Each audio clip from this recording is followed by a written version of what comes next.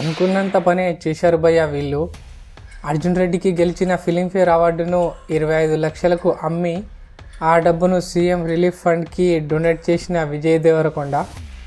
కొన్ని రోజులుగా విజయ్ రష్మిక మందన రిలేషన్షిప్లో ఉన్నారని అందరికీ తెలిసిందే. గీతా గోవిందంలో వీళ్ళిద్దరూ కలిసి నటించారు. ఆ మూవీతో వీళ్ళ కెమిస్ట్రీ సూపర్ హిట్ అయింది. ఆ తర్వాత వచ్చిన డియర్ కామ్రేడ్స్లో కూడా మళ్ళీ జోడీ కట్టారు. స్క్రీన్ మీదే కాదు, ఆఫ్ స్క్రీన్లో కూడా వీళ్ళ బాండింగ్ స్ట్రాంగ్గా ఉంటుంది. ఎన్నో వెకేషన్ పిక్స్, కానీ వీళ్ళిద్దరూ ఎప్పుడూ ఓపెన్ చేయలేదు. అందుకే చాలా సస్పెన్స్గా ఉండింది.